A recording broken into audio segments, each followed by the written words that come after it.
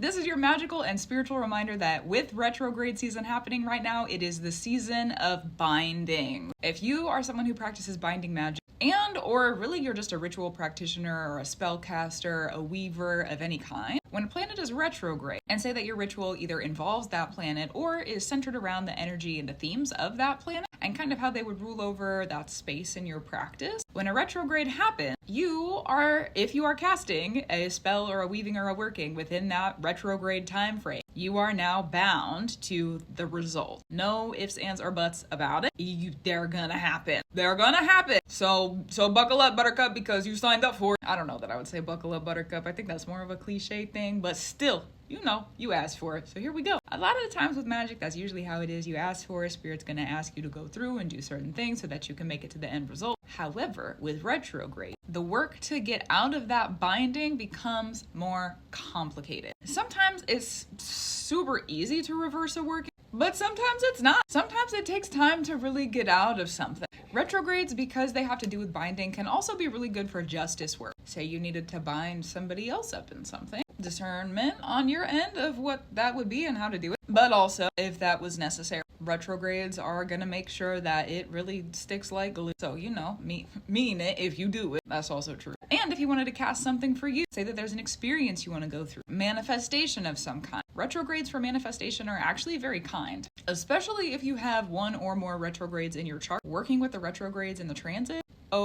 chef's kiss, it is the most beautiful practice for manifesting that I personally have ever found. You have a retrograde in your chart and that planet is retrograding in the sky, time to cast some stuff, because that's, well, if if you feel like it, don't just do it because I said, but like if you feel like it, right? Okay. Always personal discernment. Please and thanks. Yeah, that's true.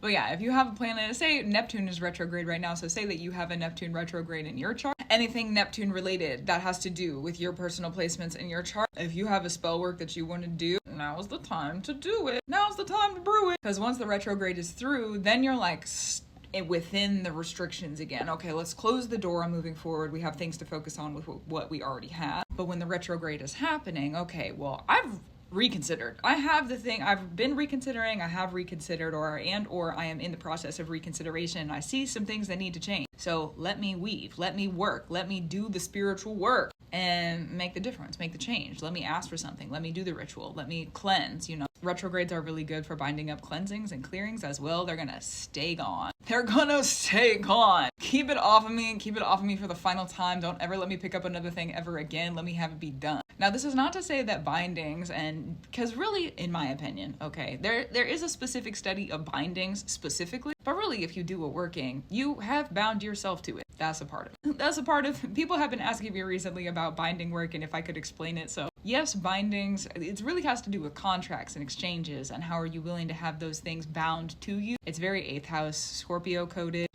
There's a lot of other placements that would have to do with that too. It really just depends on the energy that you're channeling, but binding. Winding, you're gonna wind it, you're gonna bind it, you're gonna nod it, you're gonna laud it. Okay, what's the dealio? You got a feelio? Anyways, let me not be rhyming all the time, okay? Let me stick to the purpose of the message of this video.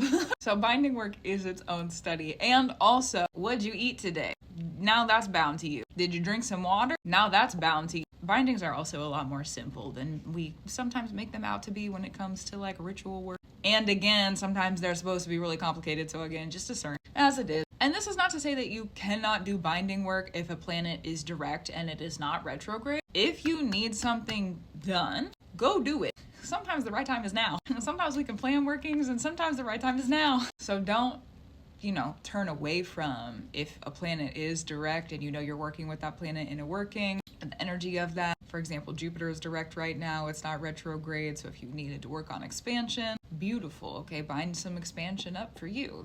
That's true. So use your personal discernment on it. Because bindings can happen, again, we eat every day, not just when the planets are retrograde, okay? That's bound to you now. Well, the simpleness of it, yeah. And if you need workings to be final, retrogrades are the time. Let it align. So gratitude, reverence, and love to you. Keep up the brew that you do. I for sure will too. And I've been casting some spells and binding some things up over here as well, as it has been very necessary. And you know what? On that note, reflecting on those workings right now, I'll also say that if you do workings during retrogrades and you bind things up, it's kind of 2 in 1. You get out of one thing. I'm done with this energy. I've reconsidered it. I'm doing this work and I'm starting this new thing. And then you'll focus on that direction once the planet goes direct, while refining, while still in the retrograde and also in the new direction. So there's a period of refinement. And then you have like the really direct energy. So anyways, again, gratitude, reverence, and love to you. Let me not overbrew. Is that even possible? You know, I don't really think so. Let me work the magic. Is what I was born to do. So I'll be here doing that. Thanks, Spirit. I'll talk to you soon. Also true.